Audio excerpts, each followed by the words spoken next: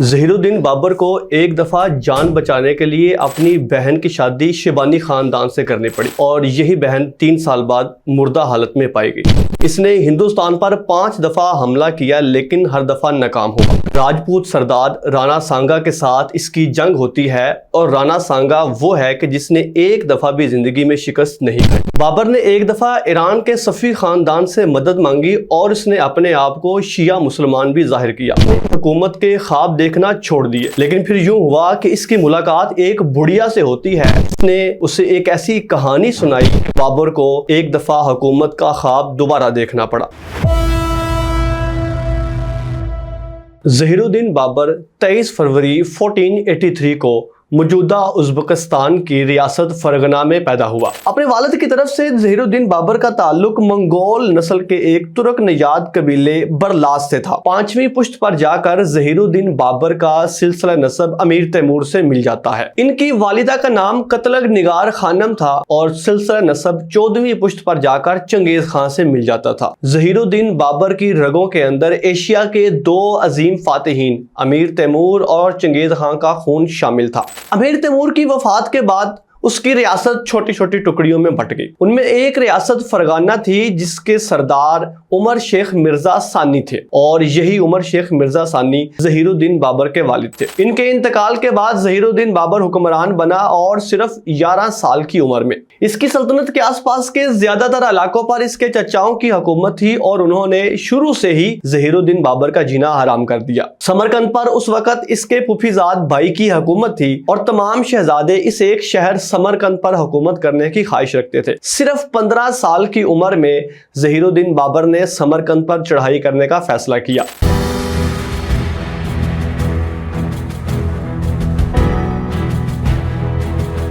اس نے نہ صرف سمرقند پر حملہ کیا بلکہ اس پر قبضہ بھی کر لیا، لیکن اس حملے کے دوران ظہیر الدین بابر شدید بیمار ہو گیا۔ پیچھے اس کی اصل ریاست فرغانہ میں بھی بغاوت پھوٹ پڑی کیونکہ اس کے چچا اور دوسرے سردار یہ چاہتے تھے کہ عمر شیخ مرزا کا بیٹا ظہیر الدین بابر نہیں بلکہ جہانگیر حکمران بنے۔ جیسے ہی ظہیر الدین بابر سمرقند پہنچتا ہے، پیچھے سے اس کے چچا اور دوسرے سردار جہانگیر کو حکمران بنا دیتے ہیں۔ ظہیر الدین بابر سمرقند فتح کر کے دوبارہ ریاست فرغانہ کی طرف لوٹتا ہے تو پیچھے سے سمرقند پر باقی شہزادے قبضہ کر لیتے ہیں۔ فرغانہ پہنچ کر ظہیر الدین بابر اپنے چچا کے ساتھ لڑائی کرتا ہے اور فرغانہ کی ریاست پر دوبارہ قبضہ کر لیتا ہے۔ ریاست فرغانہ پر قبضہ کرنے کے بعد 1501 میں ظہیر الدین بابر سمرقند پر دوبارہ حملہ کرتا ہے۔ وہ سمرقند کا محاصرہ کرتا ہے اور سمرقند پر قبضہ کرنے میں بھی کامیاب ہو جاتا ہے، لیکن جیسے ہی ظہیر الدین بابر سمرقند پر قبضہ کرتا ہے، اس وقت کا طاقتور خاندان شیبانی خاندان سمرقند کا محاصرہ کر لیتا ہے اور ظہیر الدین بابر کو شکست ہوتی ہے۔ حالات یہاں تک پہنچ جاتے ہیں کہ ظہیر الدین بابر کو اپنی بہن کی شادی شیبانی خاندان سے کرنی پڑتی ہے تاکہ اس کی رہائی ہو سکے۔ یوں سمجھ لیجئے کہ وہ اپنی بہن کو ایک طرح سے قید میں دے دیتا ہے۔ سمرقند پر دوسری دفعہ قبضہ کرنے اور اس کو ہاتھ سے کھونے کے بعد ظہیر الدین بابر دوبارہ فرغانہ کی طرف لوٹتا ہے، لیکن اب کی بار اس کو شکست ہوتی ہے۔ نہ اس کے پاس سمرقند رہتا ہے اور نہ فرغانہ رہتا ہے۔ 1502 میں تاشقند میں اس کے ماموں کی حکومت ہے۔ ظہیر الدین بابر فرغانہ اور سمرقند دونوں کھو دینے کے بعد اپنے ماموں کے پاس تاشقند میں چلا جاتا ہے۔ تاشقند میں وہ ایک سادہ مہمان کی حیثیت سے گاؤں میں رہتا ہے، اپنے سارے خواب چھوڑ دیتا ہے کیونکہ اس کو مسلسل شکست کا سامنا کرنا پڑتا ہے۔ اسی دوران ایک ایسا واقعہ ہوتا ہے کہ جو ظہیر الدین بابر کی زندگی ٹوٹلی بدل کے رکھ دیتا ہے۔ بابر جن دنوں اپنے ماموں کے ہاں مقیم تھا، وہاں پر اس کی ملاقات ایک بڑھیا سے ہوتی ہے۔ یہ بڑھیا 111 سال کی عمر کی ہے اور اس بوڑھی خاتون کے کچھ رشتہ دار تیمور بیگ کے لشکر کے ساتھ ہندوستان گئے تھے۔ یہ بات اس کے ذہن میں تھی اور یہ قصہ وہ بچوں کو سنایا کرتی تھی۔ اس بڑھیا نے ظہیر الدین بابر کو بھی اس کے بزرگوں کے کارنامے سنائے تو بابر کی امیدوں کی دنیا روشن ہو گئی۔ اسے اپنے خواب پورے ہوتے ہوئے نظر آئے اور اس کو سمجھ آیا کہ اگر میرے آباء و اجداد ہندوستان جا سکتے ہیں تو میں کیوں نہیں جا سکتا۔ ہندوستان اس وقت سونے کی چڑیا سمجھا جاتا تھا۔ بابر نے ہندوستان کو فتح کرنے کا خواب سوچا، اپنی امیدوں کو باندھا اور ایک دفعہ پھر کمر کس کے حکومت حاصل کرنے کی کوشش شروع کر دی۔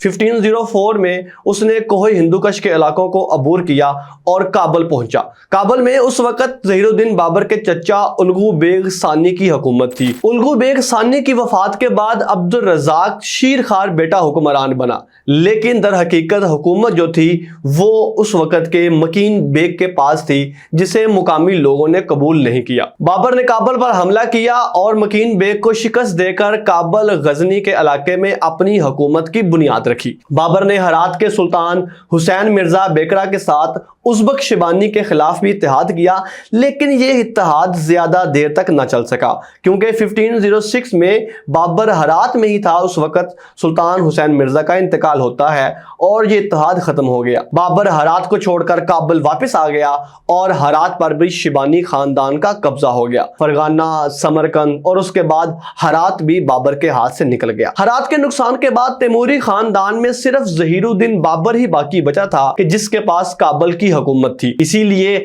تیموری خاندان کے کئی شہزادوں نے ظہیر الدین بابر کے پاس پناہ لی۔ 1510 میں شیبانی خاندان اور ایران کے صفوی خاندان کی جنگ ہوتی ہے، جس میں شیبانی خاندان کو شکست ہوتی ہے اور صفوی خاندان غالب آتا ہے۔ بابر اس موقع کو غنیمت جانتا ہے اور وہ ایران کے صفوی خاندان سے اتحاد کر لیتا ہے اور اپنے آپ کو شیعہ مسلمان ظاہر کرتا ہے۔ 1513 میں ظہیر الدین بابر اپنے بھائی نصیر الدین مرزا کو کابل کا حکمران مقرر کرتا ہے اور شیبانی خاندان کے خلاف ایک دفعہ دوبارہ اعلان جنگ کر دیتا ہے۔ وہ دوبارہ سمرقند پر حملہ کرتا ہے اور اس پر قبضہ کر لیتا ہے۔ نہ صرف سمرقند بلکہ بخارا پر بھی ظہیر الدین بابر قبضہ حاصل کر لیتا ہے۔ اسی دوران شاہ اسماعیل نے بابر کو اپنی بہن خانزادہ سے ملایا، جسے حال ہی میں انتقال کر جانے والے شیبانی نے قید کر رکھا تھا۔ سمرقند اور بخارا پر تیسری دفعہ قبضہ کرنے کے باوجود بھی شیبانی خاندان شکست دیتا ہے ظہیر الدین بابر کو اور سمرقند تیسری دفعہ ظہیر الدین بابر کے ہاتھ سے نکل جاتا ہے۔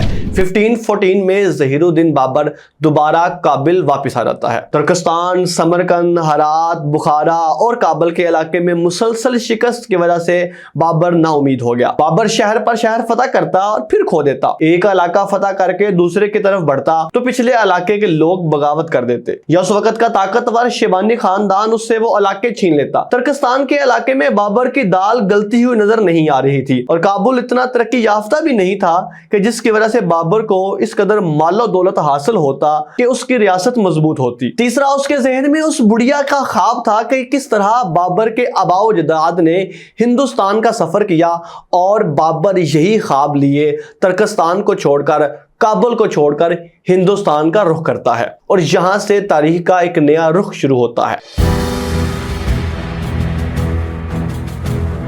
سب سے پہلے 1505 میں درہ خیبر کے ذریعے ظہیر الدین بابر نے ہندوستان پر حملہ کیا، لیکن یہ ایک معمولی حملہ تھا۔ 1518 میں ظہیر الدین بابر نے ہندوستان پر دوسری دفعہ حملہ کیا، لیکن خاطرہا کامیابی حاصل نہ ہو سکی۔ 1519 میں ظہیر الدین بابر نے پنجاب پر دوبارہ حملہ کیا، لیکن کابل میں بغاوتوں اور سازشوں کی وجہ سے اس کو دوبارہ واپس جانا پڑا۔ 1520 اور 21 کے دوران ظہیر الدین بابر نے پنجاب پر دوبارہ حملہ کیا اور بھیرا اور سیال کوٹ، جن کو بر صغیر کے جڑواں دروازے کہا جاتا تھا، اس پر اس نے قبضہ کر لیا۔ ظہیر الدین بابر اس پوزیشن میں تھا کہ وہ پنجاب کے باقی علاقے حتیٰ کہ لاہور تک کر بھی قبضہ کر سکتا تھا، لیکن وہی ہوا جس کا ڈر تھا۔ پیچھے کابل میں دوبارہ بغاوتیں پھوٹ پڑی اور ظہیر الدین بابر کو سب کچھ ایسے ہی چھوڑ کر دوبارہ واپس جانا پڑا۔ 1523 میں پنجاب کے گورنر دولت خان لودھی اور ابراہیم لودھی کے چچا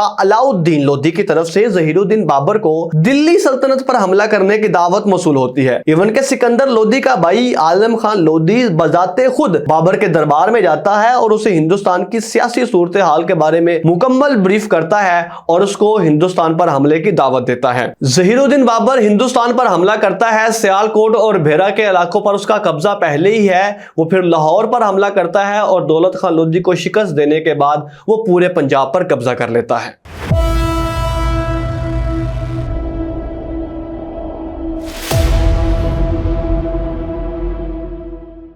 पंजाब पर कब्जा करने के बाद ज़हीरुद्दीन बाबर हरियाणा के शहर पानीपत की तरफ रुख करता है, जहां इसका सामना इब्राहिम लोदी से होता है, जो कि उस वक्त की लोदी सल्तनत का हुक्मरान है। इब्राहिम लोदी की फौज 1 लाख के करीब है, जबकि बाबर के पास सिर्फ 12,000 या 13,000 जंगजू हैं। लेकिन सबसे बड़ा एडवांटेज जो ज़हीरुद्दीन बाबर को हासिल है वो ये है कि ज़हीरुद्दीन बाबर के पास उस्मानी खलीफा की तरफ से तोहफे में मिली हुई बारूदी तोपें हैं। ज़हीरुद्दीन बाबर वो सबसे पहला शख्स है जिसने बर्रे सगीर के अंदर बारूद और तोपों का इस्तेमाल सिखाया है। और दूसरी तरफ इब्राहिम लोदी के पास हाथी हैं जो कि तोप की आवाज सुनकर बिदक जाते हैं। 21 अप्रैल 1526 को पानीपत की पहली जंग शुरू होती है। ज़हीरुद्दीन बाबर तोपों का इस्तेमाल करता है और इब्राहिम लोदी की फौज के हाथी बिदक जाते हैं, यहां तक कि अपनी ही फौज को रोनते हुए चले जाते हैं। ज़हीरुद्दीन बाबर को फतह हासिल होती है और इब्राहिम लोदी जंग में मारा जाता है। ज़हीरुद्दीन बाबर ने सबसे पहले लोदी हुकूमत के अंडर जितने भी इलाके थे उन पर कब्जा करने का प्लान बनाया। लोदी हुकूमत के ज़ेरे असर इलाकों पर कंट्रोल हासिल करने के बाद ज़हीरुद्दीन का सबसे बड़ा मुकाबला राणा सांगा के साथ होता है।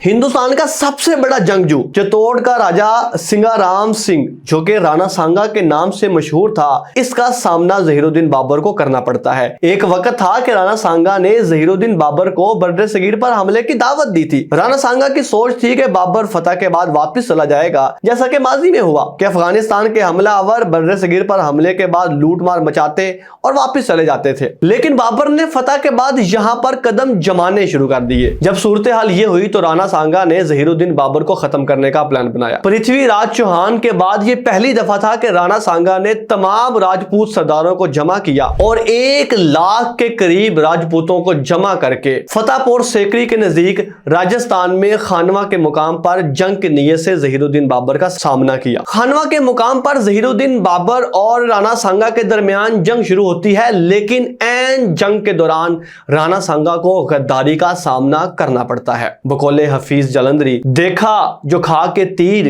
कमीगाह की तरफ, अपने ही दोस्तों से मुलाकात हो गई। हिंदू सरदार सरहदी 6000 सिपाहियों के साथ बाबर की फौज में शामिल हो जाता है और इसी दौरान चूंकि ज़हीरुद्दीन बाबर इस जंग में भी बारूद का इस्तेमाल करता है, तोप का इस्तेमाल करता है, गोलियों का इस्तेमाल करता है, तो राणा सांगा को दौरान जंग एक गोली लग जाती है जिससे वो बेहोश हो जाता है। हिंदू सरदार सरहदी का ज़हीरुद्दीन बाबर से मिल जाना और राणा सांगा का बेहोश हो जाना था कि राजपूत फौज में अफरा तफरी मच जाती है। राणा सांगा को शिकस्त होती है। खानवा की जंग में शिकस्त के बाद ज़हीरुद्दीन बाबर को इल्म हुआ कि राणा सांगा ये बदला लेना चाहता है। राणा सांगा का सबसे मजबूत इत्तेहादी मदनी राय था, जो कि मालवे का हुक्मरान था। 20 जनवरी 1528 ज़हीरुद्दीन बाबर ने चंदेरी के मुकाबले में मदनी राय को शमशाबाद का इलाका देने की ऑफर की। मदनी राय ने इस ऑफर को ठुकरा दिया। बाबर ने रात के वक्त चंदेरी के किले पर कब्जा कर लिया और अगली सुबह होने तक सिर्फ 1 घंटे के अंदर अंदर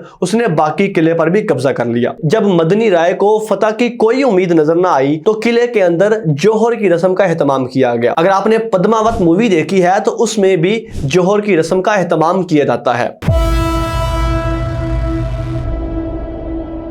राणा सांगा की शिकस्त के बाद ज़हीरुद्दीन बाबर के मुकाबले का कोई भी हुक्मरान नहीं बचता, लेकिन एक शख्स है जो कि इब्राहिम लोदी का भाई है, दौलत खान लोदी। ज़हीरुद्दीन बाबर ये नहीं चाहता था कि वो एक ऐसी हुकूमत की बुनियाद रखे जिसके दुश्मन हमेशा उसका पीछा करते रहे, इसलिए बिहार तक के इलाके तक ज़हीरुद्दीन बाबर ने इब्राहिम लोदी के भाई दौलत खान लोदी का पीछा किया। घाघरा के मुकाम पर ज़हीरुद्दीन बाबर का सामना बंगाली बिहारी फौज के साथ, जो कि दौलत खान लोदी के अंडर काम कर रही है। घाघरा की इस जंग में भी ज़हीरुद्दीन बाबर को फतह हासिल होती है। राणा सांगा चंदेरी की जंग और इसके बाद दौलत खान लोदी के खात्मे के बाद ज़हीरुद्दीन बाबर हिंदुस्तान के अंदर एक मजबूत हुकूमत की बुनियाद रखता है और ये वही हुकूमत है जो अगले 300 सालों तक बर्रे सगीर पर हुकूमत करती है।